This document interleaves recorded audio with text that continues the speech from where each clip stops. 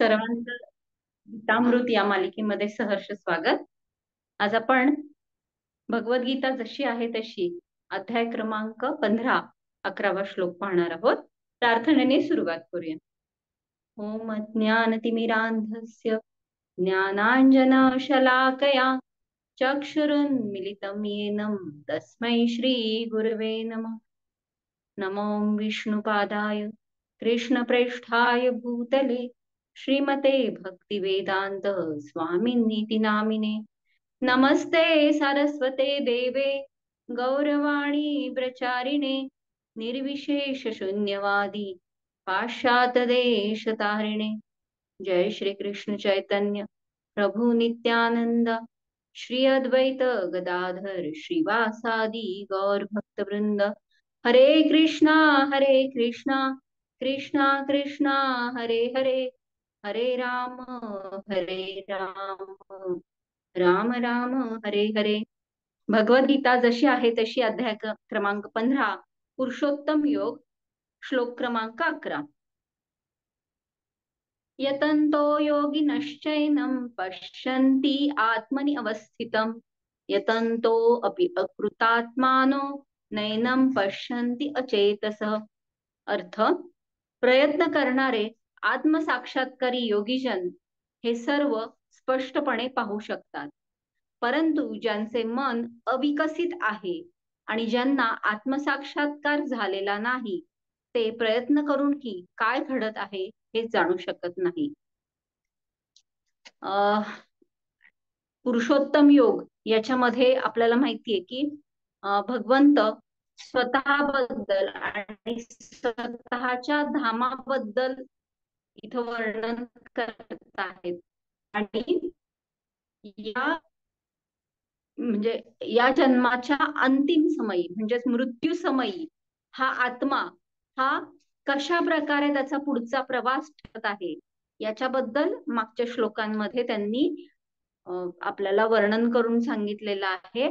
आणि कशा पद्धतीने ज्याप्रमाणे वायू स्वतःसोबत गंध घेऊन जातो त्या प्रकारे या भौतिक जीवातील जगतातील विविध संकल्पना जीव स्वतःसोबत एका देहातून दुसऱ्या देहात घेऊन जातो असं भगवंत या लोकांमध्ये सांगत आहेत.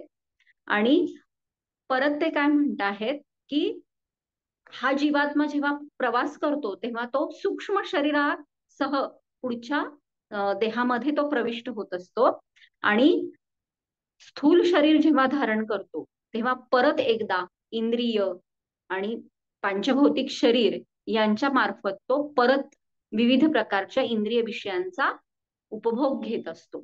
आणि काल पवित्र लीला माताजींनी आपल्याला काय सांगितलंय की हा जीवाचा जो हा प्रवास आहे किंवा देहत्याग कशा पद्धतीने करतो आणि कुठल्या गुणांच्या प्रभावामुळं तो कुठल्या प्रकारच्या देहाचा उपभोग घेतो हे कोण जाणू शकतं, तर ज्याला ज्ञानचक्षु आहेत. तर तो मनुष्य किंवा तो आत्मसाक्षात्कारी व्यक्तीच हे पाहू शकतो. आणि या श्लोकामध्ये भगवंत काय म्हणतात की हाच जो प्रवास आहे किंवा ही जी गोष्ट आहे तर ही गोष्ट कोण पाहू शकतं, तर प्रयत्न करणारे आत्मसाक्षात्कारी योगीजन. परंतु ज्यांचं मन अविकसित आहे आणि ज्यांना आत्मसाक्षात्कार मात्र झालेला नाहीये ते मात्र हे जाणू शकत नाही. तर तात्पर्यामध्ये श्री प्रभुपाद काय म्हणतात, तर आत्मसाक्षात्काराच्या पथावर अनेक योगीजन आहेत, परंतु आत्मसाक्षात्कार न झालेले लोक जीवाच्या देहामध्ये कसे परिवर्तन होत असते हे पाहू शकत नाही. या संदर्भात योगिनः हा शब्द अत्यंत महत्वपूर्ण आहे. सद्यस्थितीत अनेक तथाकथित योगी आणि योग्यांच्या संस्था आहेत, परंतु आत्मसाक्षात्काराविषयी ते वस्तुतः अंधच आहेत. त्यांना केवळ शारीरिक व्यायामाचा छंद आहे. जर शरीर सुदृढ आणि निरोगी बनले तर त्यातच ते समाधानी असतात. या व्यतिरिक्त त्यांना इतर ज्ञान नसते. अशा तथाकथित योगीजनांना यतन्तो अपि अकृतात्मानः असे संबोधले जाते. ते तथाकथित योग पद्धतीचा अभ्यास करीत असले तरी ते काही आत्मसाक्षात्कारी नाहीत. असे लोक आत्म्याचे देहांतर कसे होते हे जाणू शकत नाहीत. जे वास्तविकपणे योग पद्धतीचा अभ्यास करीत आहेत आणि ज्यांना आत्मा, प्रकृती तथा भगवंत यांचा साक्षात्कार झालेला आहे, किंवा दुसऱ्या शब्दात सांगायचे तर जे विशुद्ध कृष्ण भावना भावित भक्तिमय सेवेमध्ये संलग्न झालेले भक्तियोगी आहेत, त्यांनाच केवळ हे सर्व कशा प्रकारे घडत आहे याचे आकलन होते. तर अशा पद्धतीने श्रील प्रभुपाद यांनी या ठिकाणी खरा योगी किंवा खरा आत्मसाक्षात्कारी म्हणजे कोण याच्याबद्दल त्यांनी तात्पर्यामध्ये विस्तृतपणे आपल्याला सांगितलेलं आहे. आणि कशा पद्धतीने एक कृष्ण भावना भावित भक्त हाच केवळ खऱ्या अर्थाने हा आत्मसाक्षात्कारी असतो आणि त्याला हे आत्म्याचे किंवा जीवात्म्याचं हे एका देहातून दुसऱ्या देहामध्ये कशा पद्धतीने प्रवेश होतो हे ज्ञान होत असते. तर आता या ठिकाणी या श्लोकाच्या वर आधारित योगी म्हणजे काय किंवा आत्मसाक्षात्कारी म्हणजे काय, कारण आपल्याला त्या स्तरापर्यंत आपल्याला हा प्रवास करायचा आहे, तरच आपण भगवद्गीतेमधील या श्लोकामध्ये भगवंतांना जे काही सांगायचं आहे या अध्यायामध्ये तर ते आपण जाणू शकतो. तर योगी किंवा आत्मसाक्षात्कारी म्हणजे त्याचं उत्तम उदाहरण म्हणजे आपल्याला माहिती आहे की भागवतम मध्ये जेव्हा परीक्षित महाराजांना शाप मिळालेला असतो की 7 दिवसांमध्ये तुमचा मृत्यू होणार आहे, तेव्हा मग त्यांनी सर्व म्हणजे राजवस्त्र परित्याग केला आणि ते गंगेच्या किनारी तिथं गेले आणि त्यांनी सर्व योगीजनांची सभा भरवली आणि तिथे मग या जीवनाच्या अंतिम समयी खरं ज्ञान काय आहे किंवा एका मृत्यू ज्याचा जवळ आहे त्या मनुष्याचं काय कर्तव्य आहे आणि सगळ्या आध्यात्मिक ग्रंथांचं काय सार आहे, तर ते कारण आता पूर्ण सगळे स्क्रिप्चर्स किंवा सगळे ग्रंथ त्याचं ज्ञान अभ्यासणं शक्य नाही, तेवढा वेळ नाहीये, तर त्या सगळ्या ह्याचं सार काय आहे हे सांगण्यासाठी म्हणून श्री शुकदेव गोस्वामींनी व्यासासनावरून त्यांना 7 दिवस 7 रात्र हा सातत्यानं तो उपदेश त्यांनी कथन केला आणि परीक्षित महाराजांनी तो श्रवण केला. तर खऱ्या योग्याचं किंवा खऱ्या आत्मसाक्षात्कारी व्यक्तीची ही उत्तम उदाहरण आहेत. म्हणजे श्री शुकदेव गोस्वामी, तिथं बसलेले सगळे ऋषीगण आणि साक्षात परीक्षित महाराज, तर हे उत्तम आत्मसाक्षात्कारी व्यक्तींचं तर एक छान आपल्याला उदाहरण इथं सापडतं भागवतमच्या निमित्ताने. तर आता हे आत्मसाक्षात्कारी व्यक्ती कसे असले पाहिजेत, तर याबद्दल कपिल मुनी आपल्या आईंना म्हणजे देवहूती मातांना काही त्यांची लक्षणं सांगतात.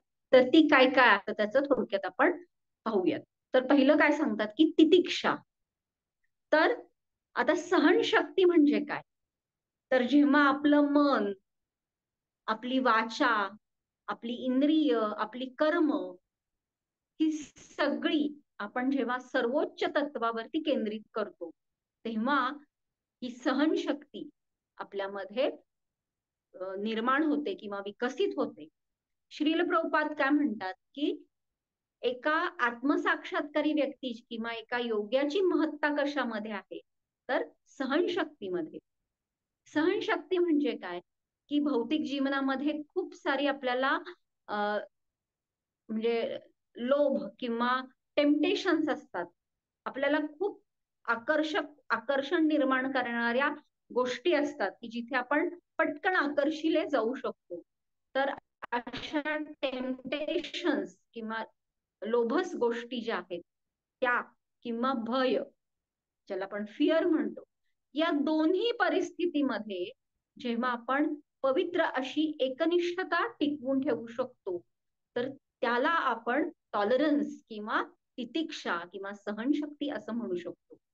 तर किती छान त्यांनी एकाच ह्याच्यामध्ये सांगितलेलं आहे की कितीही आकर्षण निर्माण करणाऱ्या गोष्टी आजूबाजूला असल्या तरी देखील व्यवसायात्मिका बुद्धी या न्यायानं जेव्हा आपण आपलं लक्ष केंद्रित करतो की नाही, मी एक जीवात्मा आहे आणि माझं काय कर्तव्य आहे, आणि साधना आणि सेवा आणि भगवंतांशी संबंध सातत्याने टिकवून ठेवणं, तर या गोष्टी जेव्हा आपण करतो तेव्हा आपण छोट्या मोठ्या लाभांकडं आपण आकर्षिले जात नाही. आणि भय भय केव्हा निर्माण होतं, जेव्हा आपण स्वतःच्या क्षमतांवरती विश्वास ठेवून एखाद्या गोष्टीचा सामना करतो किंवा एखाद्या परिस्थितीला तोंड देण्याचा प्रयत्न करतो. आणि ती क्षमता ही कशावरती आधारित असते, तर आपलं शारीरिक क्षमता, आपली मानसिक क्षमता, म्हणजेच थोडक्यात या भौतिक परिस्थितीवरती किंवा भौतिक देहात्म बुद्धीवरतीच ही आधारलेली असते. आणि त्यामुळं आपण सतत भय भयावह किंवा भयाच्या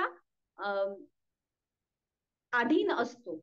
परंतु जेव्हा आपण लक्षात घेतो की मी म्हणजे जीवात्मा हा शाश्वत आहे आणि माझा भगवंतांशी हा संबंध हा शाश्वत आहे आणि माझे पिता हे भगवंत आहेत, आणि हे जेव्हा आपण समजतो तेव्हा मात्र आपण भीतीपासून खऱ्या अर्थाने मुक्त होतो.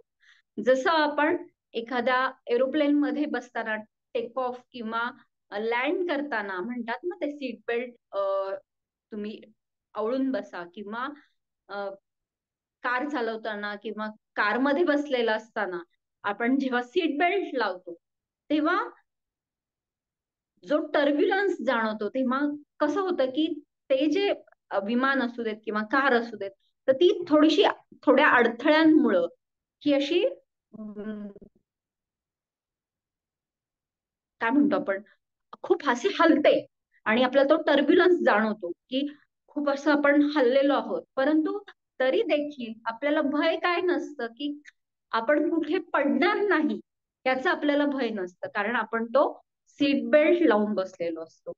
तर त्याच पद्धतीने जीवनामध्ये कितीही कठीण प्रसंग किंवा चढ उतार जरी आले तरी जेव्हा आपण आपल्या आत्म्याचं सातत्यानं जेव्हा आपण भगवंतांशी तो संबंध सातत्याने टिकवतो तेव्हा मग मात्र आपल्याला भय राहत नाही. त्यामुळं टेम्पटेशन किंवा फिअर या दोन्ही गोष्टींपासून या दोन्ही परिस्थितीमध्ये जेव्हा आपण ही एकनिष्ठता, पवित्र एकनिष्ठता टिकवून ठेवतो तेव्हा श्रील प्रभुपाद म्हणतात की तेव्हा सहनशक्ती विकसित होते आणि तीच खरी एका योग्याची महत्ता असते. भगवद्गीतेमध्ये पण आपल्याला माहितीये की मात्रा स्पर्श असतो कौंतेय शीतोष्ण सुख दुःखदा, असं भगवंत म्हणतात. आणि त्या परिस्थितीमध्ये तू एका योग्याप्रमाणे स्थिर राहा असं भगवंत सूचित करतायत. जसं आपल्याला एखादं नाणं जेव्हा आपण घेतो किंवा आपल्याकडे बाळगतो तेव्हा आपण असं नाही म्हणत की आपण आपण म्हणतो, खेळतो ना छापा काटा, तर मला केवळ छापाच पाहिजे किंवा मला फक्त काटाच पाहिजे असं आपण म्हणू नाही शकत. जेव्हा आपल्याला एखादं नाणं घेतो तेव्हा त्या दोन्ही गोष्टी आपल्याला मिळत असतात. त्यामुळे आपण या भौतिक जगामध्ये आलेलो आहोत, तर आपल्याला सुख आणि दुःख हे दोन्ही मिळणार आहेत आणि दोन्ही परिस्थिती आपल्यावरती ओढवणार आहेत. त्यामुळं जेवढं आपण आंतरिक समाधान, हे दुसरं एक योगाचं लक्षण आहे, जेवढं आपलं आंतरिक समाधान असेल तेवढं आपल्याला या छापा काटा किंवा कुठलीही परिस्थिती सुख दुःखदायक असेल तरी देखील आपण कुठेही विचलित होत नाही. जसं म्हणजे परमपूज्य राधानाथ महाराज एका समुद्राचं उदाहरण देतात, तर ते ते काय म्हणतात, समुद्र कसा असतो, अथांग आणि सखोल, खूप खोल असतं, जी खोली खूप असते. आणि त्या समुद्राकडे जेव्हा आपण पाहतो, पावसाळ्यात जो पाहू देत किंवा भर उन्हाळ्यात जरी आपण पाहिलं तरी त्याचं अथांगत्व किंवा सखोलपणा हा कुठंच कमी झालेला नसतो. मग कितीही पावसाळ्यामध्ये कितीही नद्या किंवा खूप जोराचा वादळ वाऱ्यासह पाऊस येऊ देत तरी देखील त्याचं अथांगत्व आणि सखोलत्व तो टिकवून ठेवलेलं असतं. आणि उन्हाळ्याच्या मध्ये, भर उन्हामध्ये देखील ते तितकंच त्याचं रूप तसंच असतं. तर मग या बाहेरच्या गोष्टींचा कसा काय बरं परिणाम होत नाही, कारण तो तितका खोल असतो. तसंच जेव्हा आपण अधिकाधिक खोलवर जाऊ आणि आंतरिक प्रवास करू, तर तेव्हा आपण सहनशक्ती विकसित तर करतोच, परंतु एक आंतरिक समाधान असतं. आणि त्यामुळं या आंतरिक समाधान जेव्हा असतं, तेव्हा बाहेरची भौतिक परिस्थिती काहीही असू देत, तर त्या परिस्थितीने आपण विचलित होत नाही. महाभारतामध्ये आपण पांडवांचं उदाहरण पाहतो, तर पांडवांवरती किती मोठी संकट आली, परंतु त्यांना माहिती होतं की श्रीकृष्ण आपल्या बरोबर आहेत. त्यामुळे ते कुठल्याही परिस्थितीमध्ये अगदी चांगल्या पद्धतीने त्या परिस्थितीला सामोरी जात होते.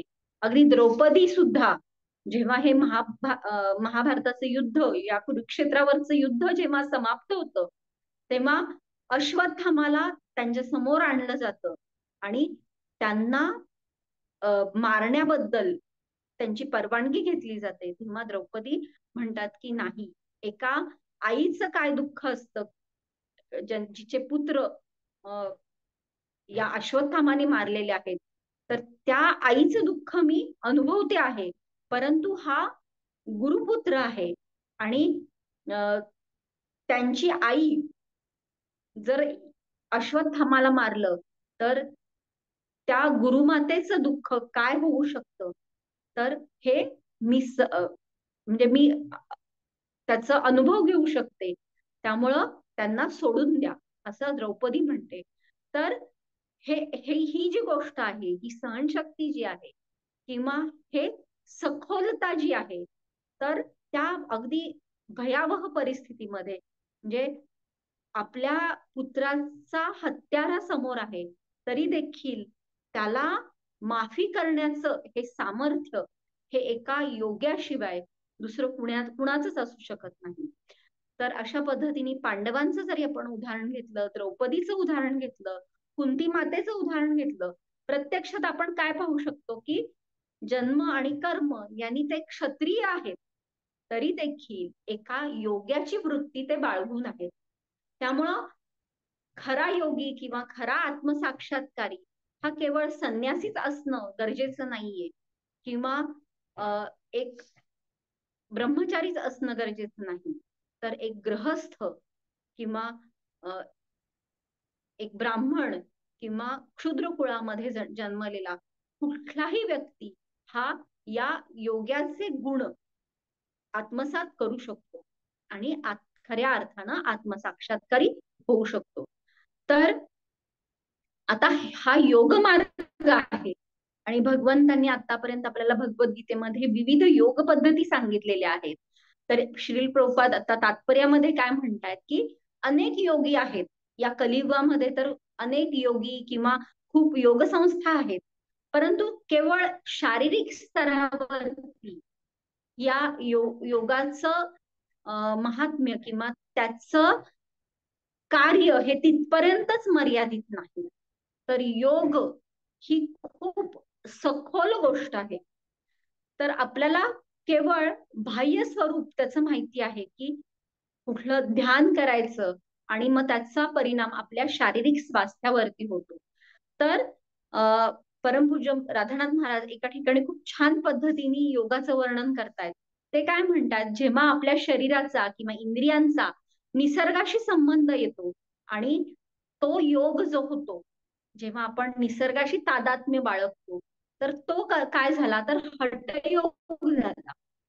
त्याच्यानंतर हे शरीर जेव्हा मनाशी तादात्म्य बाळगतं किंवा संयोग पावतं, तेव्हा हा जो शरीर मन किंवा इंद्रिय आणि मन यांचा जो संयोग आहे, यांचा जो योग आहे, तो म्हणजे ध्यानयोग झाला. आता इथपर्यंत आपल्याला तथाकथित योग पद्धती माहिती आहे, पण त्याच्याही खोलवर जाऊन आपण काय, म्हणजे भगवद्गीतेचा अभ्यास करताना आपण काय शिकतो, तर पुढे महाराज सांगतायत की मन आणि आत्मा यांचा जो संयोग आहे, तो म्हणजे ज्ञानयोग आहे. आणि त्याची सर्वोच्च अवस्था काय आहे, तर आत्मा आणि परमात्मा यांचा संयोग. किंवा आत्मा आणि भगवंत यांचा जो संयोग आहे तो म्हणजे भक्ती योग, जो सर्वश्रेष्ठ योग आहे. तर अशा पद्धतीने सर्वोत्तम योग पद्धती म्हणजे भक्ती योग ही आपल्याला भगवद्गीतेमध्ये आढळते. तर एका योग्याचं किंवा एका योगाचं अंतिम स्थिती किंवा परफेक्शन काय आहे, तर आपण विरक्त होणं. विरक्ती ही योगाची अंतिम परिणिती आहे.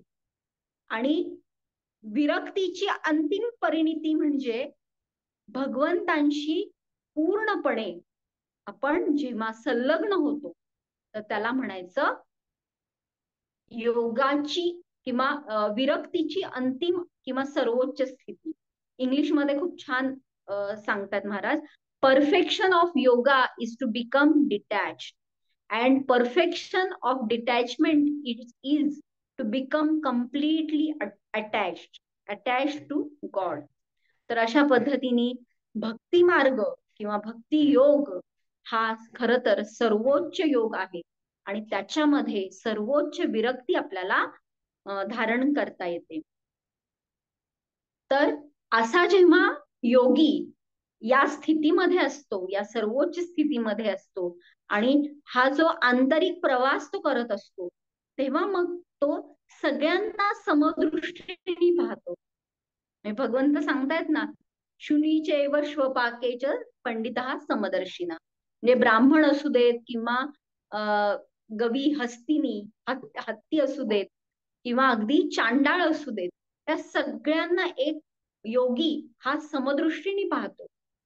तर महाराज स्वतःच एक खूप छान उदाहरण सांगतायत की त्यांना जेव्हा पंतप्रधानांनी बोलवलेलं एका कार्यक्रमासाठी, तर तेव्हा ते दिल्लीला जातात आणि तिथे पंतप्रधान, सगळं मंत्रिमंडळ, सर्व अगदी त्या म्हणजे अगदी VIP तिथे जमलेले असतात आणि ते एका ग्राउंड मध्ये एक कुठला तरी कार्यक्रम चालू असतो.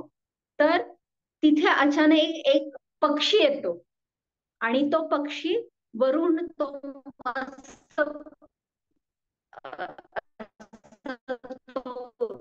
म्हणजे पैकी असतो आणि महाराजांचं सहज लक्ष जातं त्या पक्षाकडं.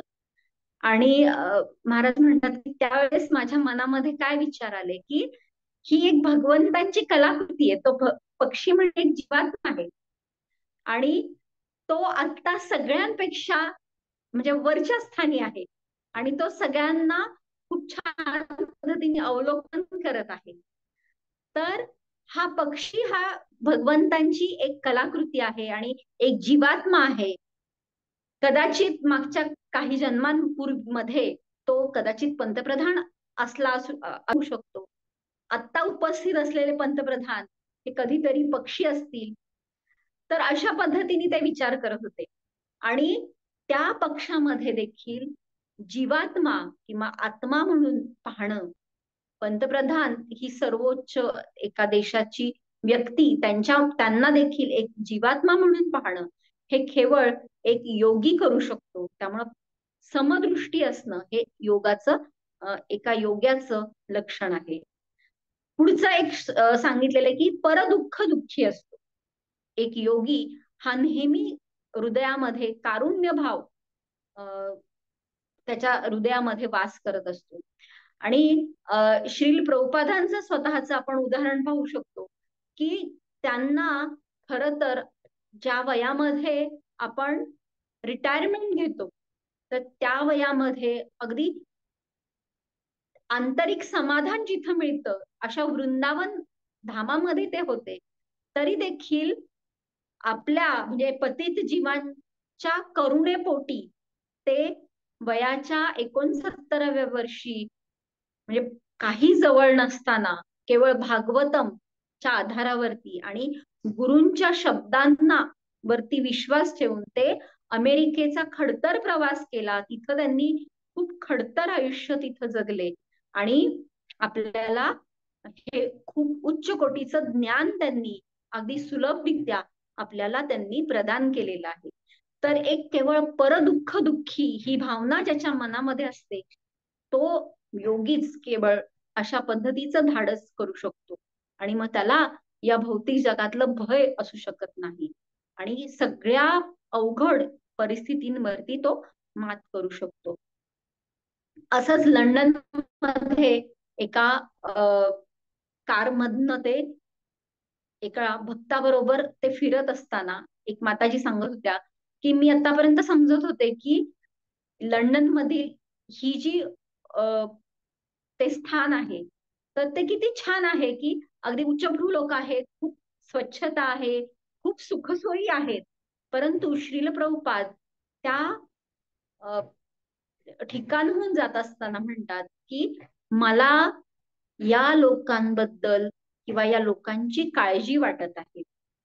तर श्रील प्रभुपाद काय पाहत आहेत की हे लोक या भौतिक जगामध्ये तसं आपल्याला वाटतं की खूप सुखी समाधानी आहेत, परंतु एका योग्याला मात्र जन्म मृत्यू जरा आणि व्याधी या जन्म मृत्यूच्या चक्रामध्ये हे लोक कसे फसलेले आहेत त्या स्तरावरती एक योगी पाहू शकतो प्रत्येक जीवात्म्याला. आणि भौतदृष्ट्या जरी खूप चांगल्या परिस्थितीत असला तरी देखील त्या व्यक्तींप्रती देखील एका आत्मसाक्षात्कारी व्यक्तीची नेहमीच कारुण्य दृष्टी असते. तर अशा पद्धतीने अजून एक महत्वाचा गुण म्हणजे काय तर योगी हे कुणाचाही द्वेष करत नाही, अद्वेषी असतात. तर कुठलाही कुठलाही जीव असू देत तर त्याच्याबद्दल त्यांना कुठलाच द्वेष किंवा मत्सर नसतो. आणि काय आहे तर आपण साक्षात भगवंतांशी द्वेष केलेला आहे आणि म्हणून आपण या भौतिक जगामध्ये आलेलो आहोत. त्यामुळे आता आपल्याला परत एकदा म्हणजे तो वृक्ष जो आपल्याला प्रतिबिंब स्वरूपामध्ये आपण त्या फांद्यांवरनं इकडं तिकडं जात आहोत, तर जेव्हा आपण हे द्वेषाचं मूळ जेव्हा आपण छाटणार नाही तोपर्यंत आपल्याला खरा वृक्ष दिसणार नाही. आणि म्हणून ही खूप महत्वाची म्हणजे एका योग्याची सर्वोच्च गोष्ट काय असेल तर तो अद्वेषी असला पाहिजे. तर ही खूप सर्वोच्च स्थिती आहे. म्हणजे आपण जेव्हा कुठलंही साधना सेवा करतो, कुठलंही तपश्चर्या करतो, म्हणजे आता कालच एकादशीचं आपण व्रत केलं, वर्षातनं एकदा आपण निर्जला एकादशी करतो. तर जेव्हा आपण निर्जला एकादशी करतो तेव्हा आपण काय करत असतो तर फास्टिंग ऑफ द बेली, म्हणजे आपण पोटाला विश्रांती दिलेली असते. परंतु आपल्याला काय आपण दुसऱ्या म्हणजे एक सामान्य किंवा माझं उदाहरण म्हणून मी सांगते की आपल्याला अभिमान असतो की मी आज निर्जला केली किंवा बाकीचे सगळेजण अन्नप्राशन करतायत परंतु मी मात्र खूप पंचपक्वान्न समोर असले तरी पण मी आज एकादशीचं व्रत पालन केलं. तर आपण काय करतो तर फास्टिंग ऑफ द बेली हे करतो. तर महाराज एका ठिकाणी सांगतात द बेली इज फास्टिंग, पण त्याबरोबरच काय आहे तर your false ego is feasting, म्हणजे तेव्हा त्याबरोबर आपला हा मिथ्या अहंकार मात्र बळावत असतो आणि आपल्याला वाटतं की आपण खूप मोठं काम करत आहोत की जे इतरांपेक्षा वेगळं आहे. त्यामुळं आपण जोपर्यंत ह्या मिथ्या अहंकाराला आपण जोपर्यंत त्याचं समर्पण करत नाही तोपर्यंत आपण कितीही तपश्चर्या किंवा कितीही व्रत पालन केले तरी देखील त्याचा फारसा उपयोग नसतो. तर त्यामुळं सगळ्यात महत्वाचं आपलं कार्य काय असलं पाहिजे तर आपला मिथ्या अहंकार त्याला आपण जोपर्यंत असं तुडवून ठेवत नाही तोपर्यंत आपली कुठलीही साधना ही फलद्रूप होत नाही. त्यामुळं खऱ्या अर्थानं आपल्याला भक्ती मार्गामध्ये काय करायचं आहे तर आपल्या अहंकाराचं समर्पण करायचं आहे आणि हे अहंकाराचं समर्पण हीच खरं एक सर्वोच्च विरक्ती आहे विरक्तीची अंतिम परिणिती म्हणजे आपल्या अहंकाराचं समर्पण आहे. आणि हे अहंकाराचं समर्पण केव्हा होऊ शकतं, जेव्हा आपण आपल्या हृदयामध्ये कारुण्य भाव, इतरांबद्दल दयाभाव आपण ठेवणार नाही, तोपर्यंत आपण आपल्या अहंकाराचं समर्पण करू शकणार नाही. आणि भगवंतांना आपल्याला काय देणं महत्वाचं आहे, कारण आपल्याला वाटतं की मी खूप मोठा दानी आहे, म्हणजे एका योगाचं लक्षण आहे ना की आपण दान केलं पाहिजे. म्हणून भगवंत म्हणतात ना की यत करोशी यद अश्नासी यद जुहोशी तदासी यत तपस्यसी कौंतेय तत्पुरुष मदार्पण. भगवंत स्वतः सांगतात की जे काही करशील ते मला अर्पण कर. तर आपल्याला असं वाटतं की दान केलं म्हणजे आपण खूप काही, म्हणजे आपण त्या योग मार्गावरती आहोत. परंतु जोपर्यंत आपण आपल्या अहंकाराचं समर्पण करत नाही, तोपर्यंत कुठलंच दान हे फलद्रूप होणार नाही. त्यामुळे आपल्याला दान करायचं आहे ते आपल्या अहंकाराचं दान करायचं आहे. आणि जेव्हा आपण आपल्या या मिथ्या अहंकाराचं समर्पण भगवंतांना आपल्याला, म्हणजे ते पूर्णपणे आपल्याला प्रकट त्या स्वरूपामध्ये प्रकट होतील. जशी आपली भावना आहे तेवढ्याच प्रमाणामध्ये भगवंत स्वतःला प्रकट करतात. तर जेव्हा आपण पूर्ण भावनेने समर्पित होतो, संपूर्णतः समर्पित होणं म्हणजे काय, तर आपल्या अहंकाराला समर्पित करणं. आणि ती स्थिती जेव्हा आपण गाठतो तेव्हा मात्र भगवंत त्यांना स्वतःला आपल्याकडे पूर्णपणे सोपवतात. तर अशा पद्धतीने आपल्याला जेव्हा भगवंतांनाच आपण जेव्हा तेच हवे आहेत असा हट्ट जेव्हा आपण करतो, तेव्हा आपली प्रत्येक क्रिया आणि हे केव्हा शक्य होणार आहे, जेव्हा आपण सातत्यानं हरिनाम घेऊ. तर कसं आहे की आपल्यामध्ये बऱ्याचशा गोष्टींना मर्यादा येतात. त्यामुळं स्वकर्तृत्वावरती आपण फार गोष्टी साध्य करू शकत नाही. त्यामुळं दोनच गोष्टी महत्वाच्या राहतात. एक म्हणजे वैष्णवांचा संग, कारण एखादी गोष्ट आपण एका ठराविक मर्यादेपर्यंत करू शकतो, परंतु प्रत्येकाच्या मर्यादित प्रयत्नांनी आपण एखादी गोष्ट अपेक्षेपेक्षा खूप उच्च स्तरापर्यंत नेऊ शकतो. त्यामुळं वैष्णव संघ हा खूप महत्वाचा आहे. आणि वैष्णव संघ आणि हरिनाम ह्या गोष्टी जोपर्यंत आपण करत राहू, तोपर्यंत आपण या योग मार्गापासून विचलित होणार नाही.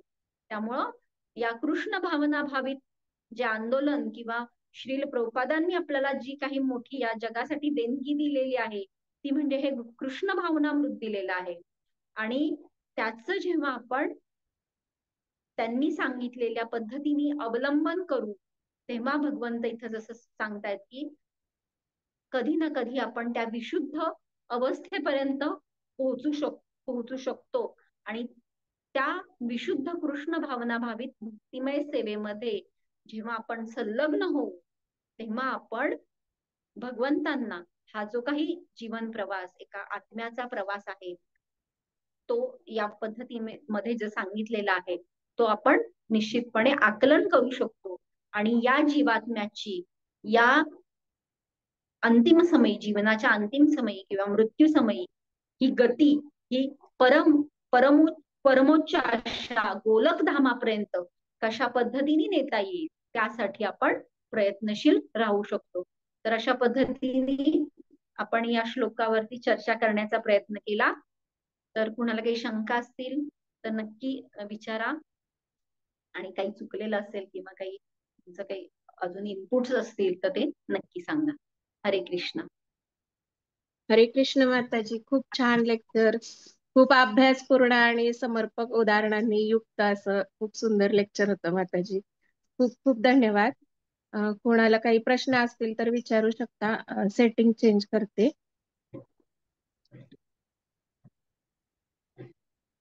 सेटिंग चेंज झाले का बघायला लागले.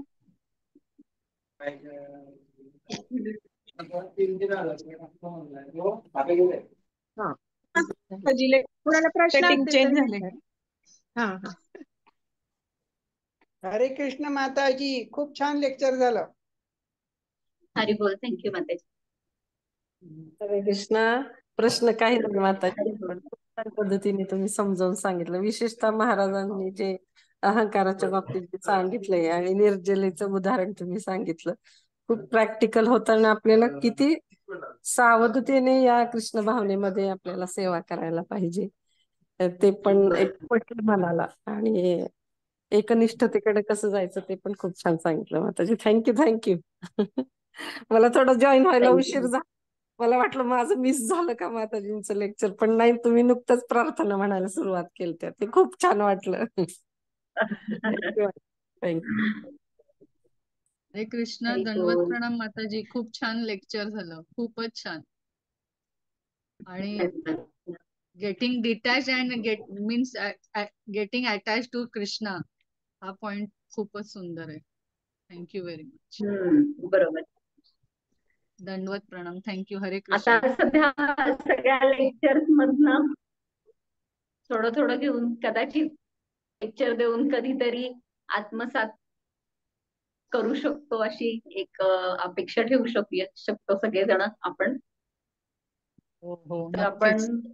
कर्म करत राहू, हा यज्ञ करत राहू, कधीतरी आपल्याला त्या स्तरापर्यंत नक्कीच जाता येईल. येस माताजी. थँक्यू. हरे कृष्ण. थँक्यू.